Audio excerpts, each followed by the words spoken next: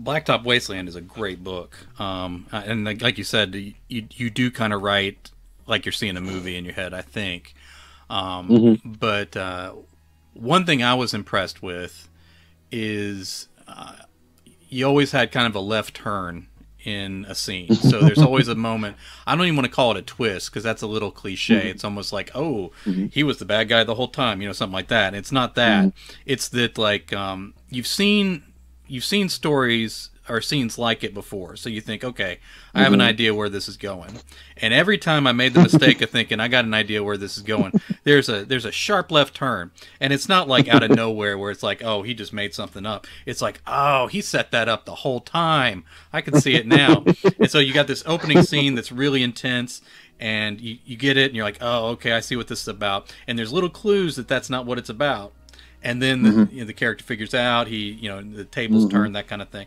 So then we get into the I guess the like you said, you move the novel fast, so there's no stretch that's real long. But we get into the stretch of the novel where we're kind of seeing where the guy is and why all these Hmm. events are piling up on him. That's going to push him back into the life that he stepped out of. And so then he's Hmm. going to the guy who he's worked for in the past. You think, okay, this is how he's going to end up back in this mess. So you kind of, all right, I see where this is going. He's going to get back connected with this guy. Right. It's going to be the next thing.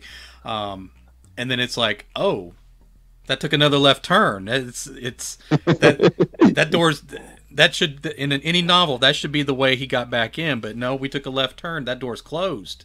So it actually turns out that it would have been better for him if that guy had taken Yeah, it. yeah. Like if he ended up Somebody who's got his, he needed a better criminal. That's what the problem was. He got he yeah. got a bad criminal instead of a good criminal. So like he takes this left Well, turn, which takes him down another darker yeah. path, and you're like, oh wow. And then it just keeps going and going and going. So like I imagine that stuff didn't happen by accident. You knew what you were doing. Hmm. You knew you were leading me in one way, and that you knew you had me, and then you knew you took where that left turn was coming in. Yeah. What's it like orchestrating that in a book? Like, are you outlining those turns to where you know where you're going to make them, or are you kind of figuring them out as you go? Is it a combination? Like, how do you make that work so that you It's a end up with a combination. Blacktop Wasteland instead of just some story that I can predict how it's going to go? It's a combination. For me, I mean, some people are pantsists and some people are plotters. I'm kind of a hybrid. Yeah, What I do with every long story I write. I don't do it with short stories, but I do it with long stories, novellas and novels. I write myself a very long synopsis. Basically, that's me telling myself the story, hmm, and it's not dialogue. It's just for Blacktop Wasteland, there's a guy named Beauregard, and he does this, and he wants to do that, and how does he do it? And I'm telling myself that story because to me, writing a story is like I don't say breaking in the house. It's like trying to enter a house.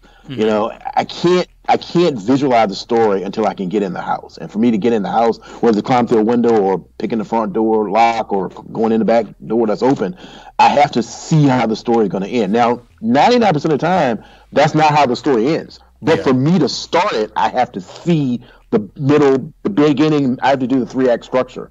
That's what works for me. As far as you were talking about those specific instances, that was calculated in a way because I love that type of book. I love that type of movie, the heist novel, the one last yeah, job, so on and so forth. But I wanted to create a situation for the character for Beauregard where I wanted it. It's almost like he was in this vice, and I just yes, wanted to keep tightening it and tightening it and yeah, tightening it. And so, like you said, he goes to his old, the old dude that's like the fence slash connect.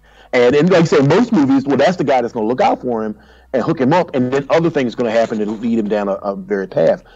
I wanted to do something different because the thing about Blacktop Wasteland is it's a crime novel, it's a heist novel, but it's also, for me as a writer, it was a character study. And I like Beauregard, but I think he's emotionally stunted. I think that he's emotionally frozen. And so what I wanted was everybody around him is like this Greek chorus trying to stop him from making this decision. yeah, yeah, yeah. You know, So you got Booney, his godfather, his dad's best friend. His dad's missing, so he's kind of a de facto father figure. He's lived a life, but he made a decision to get out and become a semi-reputable businessman.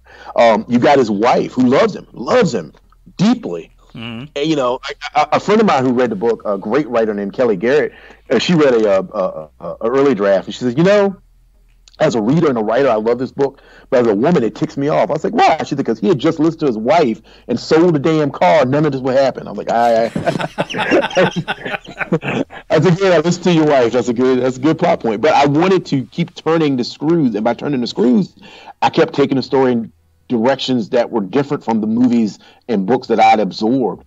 And so, you know, there's a scene, and I don't want to give it away, but since you've read the book, I think we can discuss it around the edges. Yes. There's a scene in the book where a character who has sort of been hasn't shown a lot of grit, some grit, and has kind of been pushed around by Beauregard, decides to steal the proceeds from the second heist, right? Yeah. And that character, I liked doing that because you don't have to be a badass to be bold all the time. You don't have to be a tough person to be bold. Sometimes life is about seeing an opportunity and taking it. Now, that with the way they took it was real crappy, and I don't like them as you wouldn't like them as a person, but I thought that was more realistic, you know. And also, it's a little bit of Beauregard's hubris. He doesn't respect that person, and so he made a mistake. He's warned early on, do not, take your eye off this person. They just, they're so crooked. By the time they die, they're going to screw him around. And he does. His hubris endangers him and endangers the people around him. And so things like that, I just wanted to keep doing things like that because I thought that made it more interesting. I mean, I'm not the first person to do that. Donald Westlake does that a lot with the Parker books. But because Parker is such almost a Terminator, you're never really afraid for him. You know he's gonna make it because he's so damn tough. He's like I say, he's just this automaton, and so I wanted to do that, but I wanted to give the reader more a sense of danger, a sense of fear. A sense that maybe this person may not make it out of this situation. And so, every time I felt I got to a point where, I watched a movie like Heat. They did this. I want to do something the opposite or different. Yeah. And so that was kind of a thing that I wanted to do with that particular book. And I think I try to do it in my future writing. I try to do it in a way that is not cheap, because I love mysteries too. And one thing about mysteries that I love is I hate a mystery that cheats the reader. Yeah. I used to love the old Ellery Queen novels because halfway through the book there's a reader's challenge, and they tell you have all the clues to solve the mystery. And when I'm like 13, reading, I don't know the hell going on. But when you finish the book, you realize, oh yeah, I did have all the clues. And so I don't ever want to do things just out of left field for doing them. I try to sprinkle seeds in the text so people can see it. But I am interested in doing different things and pushing myself as a writer.